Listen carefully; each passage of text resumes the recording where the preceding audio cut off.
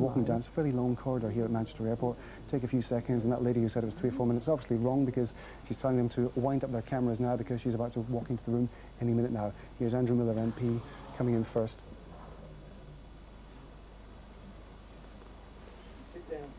And cameras.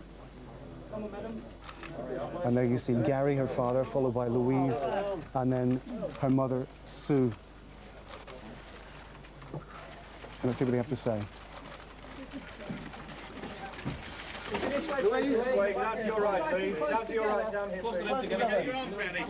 Although I have to say, looking remarkably refreshed, she's obviously had some time in the ante-room here, the VIP suite at Manchester Airport, to freshen up. As a first-class passenger, she would have been entitled, of course, to have a shower if she wanted.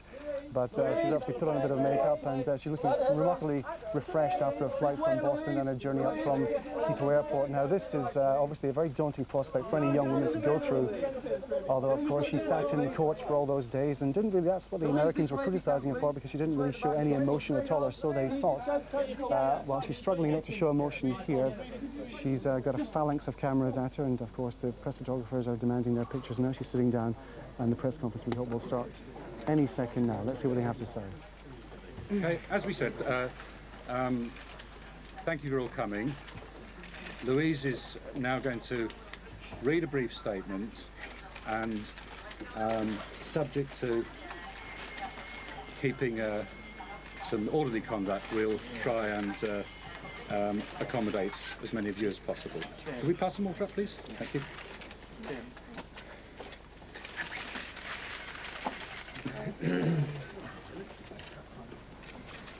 Okay. Well, you'll have to forgive me because I don't have a prepared statement. I guess there's just a few points I'd like to make. Firstly, just that I'm very pleased to be home, back on English soil. And I've really missed the place. And I'd like to thank all the people who supported me, and all the people who've given money to my trust fund that helped me with my defense. I'd like to thank my lawyers in America and my lawyers here. Obviously, I've made a lot of friends in America, and I'm going to miss them a lot. But like I say, I'm really pleased to be home.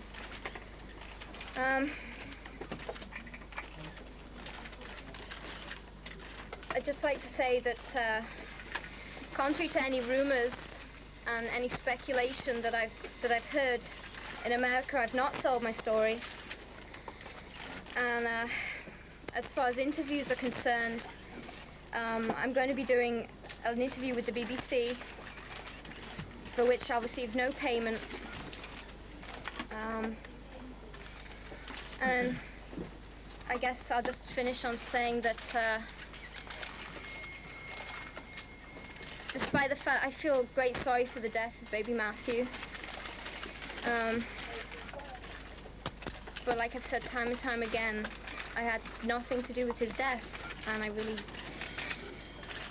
did not hurt Matthew, and I did not kill baby Matthew. And I just hope that the medical community will take up my case now that all avenues of appeal are closed now, to help prove my innocence. And that's all I'd like to say. Thank you. Thank you. Gentleman over there first. Louise, how do you plan to clear your name? Well, I think the medical evidence is the only thing that can really do that. We tried to do that in the trial, and I think because of the pre-trial publicity that I received, I didn't get a fair trial. With the missing medical evidence, I didn't receive a fair trial. And I think the only way to do it now is through educating people. I'm all in favour of educating people about shaken baby syndrome, because I think there really isn't enough known about it. And hopefully prevent mistakes being made and a rush to judgment like what happened in my case. So I'd like to do it in the medical community. And David, as one of the independents, without touching on any of the issues in the civil case, do you have any message that you would send to the Eakins today now that you're back in England? No, I don't. Louise, was obviously quite a few points, and we thought you'd never Team Britain, well, for a very long time anyway, would be in jail for quite a while. Did you fear that the Supreme Judges would go against you? No, I knew I was coming home. Also, I was hopeful because it was taking so long, maybe that they were considering acquittal. I'm disappointed that they didn't. But I was confident I was going to come home. Gentleman in the front row. Louise, James Cooper from Key 103 in Manchester. How important was the support of people back home in Elton? I mean, you know, what difference did that make? Do you mean just in Elton? You know, just in Elton. Yeah, well, your friends, your village, you know, the people there at the rigger, if you like. I had support from all over the world. I had support from the whole of Britain. I used to receive mountains of mail, and how much of a difference did it make knowing that people were rooting for you? Oh, it made a big difference. I mean, whenever I got my hands on a British newspaper, it helped me to think that I wasn't forgotten, and at least people were supporting me. So it made a big difference. Lady in the front row, red shirt. Hi, this is Jennifer Glass from CNN. What do you plan to do in the future, and what do you plan to do with your trust fund? With my trust fund? I don't think I can answer questions about that right now. As for my future, I guess I have to think about that too. I'd like to go to university like I was planning to do in the first place. I'd like to do what any other 20-year-old would do. I'd like to get a part-time job, just do normal things. I'll take the lady in the purple. Louise, ITN. You've been away some 2 years. How do you feel you've changed in that time? Well, I've grown up an awful lot. I know too much about American law, and I hope it'll have changed me for the better, but I guess only time will tell how it's really changed me. But I'm going to say the gentleman moustache, then I'm going to come over this Dan side. Housley, 7 News Boston. Louise, are you upset at all that you will carry this label? As you said, you're going to try to change public opinion, change the court of public opinion as far as your record. But as far as it's out there, you'll carry this conviction as a first. Of course I'm upset that I've got a conviction, but it's a conviction that I don't deserve. And I think that in time, the truth will come out. I think in time, I'll be cleared. Tim Kuvar, the writer of the Times. Louise, how are you going to pay for your lawyers' bills in the civil suit? I can't answer questions about that, so. Yeah. Simon Ward, BBC News. Do you think that your life is ever going to be the same again? Of course not. How could it be? But I really don't know. Martin Purcell, GMTV. Louise, the headline this morning in some papers are calling you a child killer coming home. How do you feel when you read headlines like that? Can you understand why some people would think that? Yeah, well, like I said, I put it down to the atrocious pre-trial publicity that I received in America. I was thrown in jail and not given a chance to... the only way I could get my side across would be to give away my entire defense.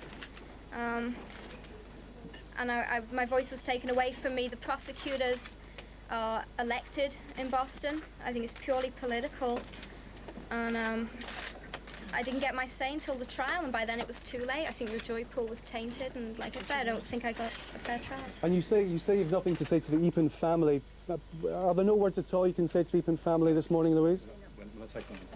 John Blackmore, BBC GMR. What message would you like to say to the people of Elton now? What would be your message to them?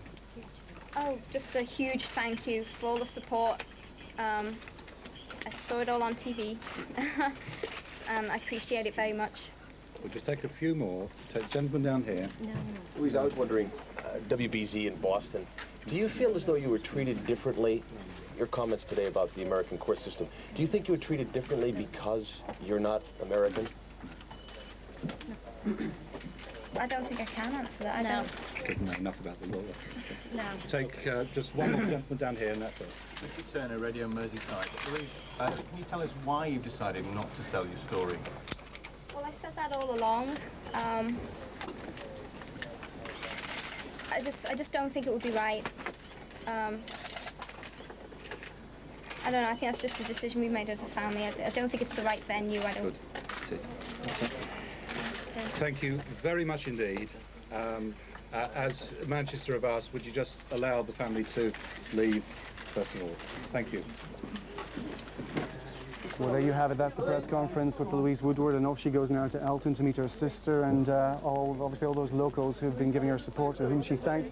The main point in that press conference, of course, Louise saying she is not selling her story. She's going to do one interview in which she plans to tell the whole story. She says she's not selling her story, and she claimed again, denied. She said, "I did not hurt Matthew. I did not kill baby Matthew," and all that bad press, basically, she says, has led to her being labelled a child killer, which she vehemently denies. Martin, thank you very much indeed. The scenes there live from Manchester Airport. Louise Woodward speaking. First time I've heard her speak, Unprepared certainly. statement as well, very much speaking from the heart. We thought it was going to be prepared, didn't we, Mark Stevens? We did. But it in fact did come straight from her mouth. No, she wasn't reading anything.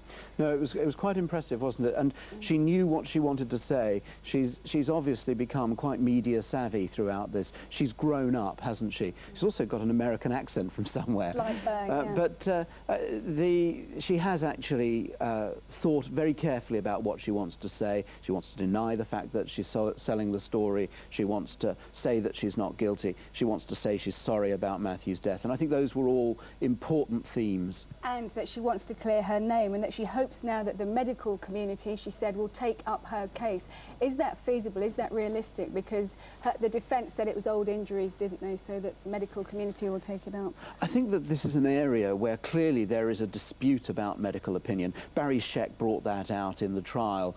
He's, of course, a great forensic lawyer, and I think that actually was quite an important thing. It showed that there was a split within the medical community, and actually that's not helpful. That's where the reasonable doubt was, really, about her guilt or innocence. And I think it's important now that the medical community does resolve this as a consequence of preventing other people going through what poor Louise has gone through. Yeah. Whether you think she's guilty or innocent, what abuse facing those cameras, the pressure of all that, of which she bore up very, very well. Martin, you want a final word there? It's exactly that point, Eamon. I've been at quite a few of these things, as you can imagine, down through the years. I've never met anyone, she's a 20-year-old, who was so calm and collected and knew precisely where she was going in front of, goodness, there's 25 television cameras, twice as many stills cameras, and journalists who were there to obviously question her about difficult things.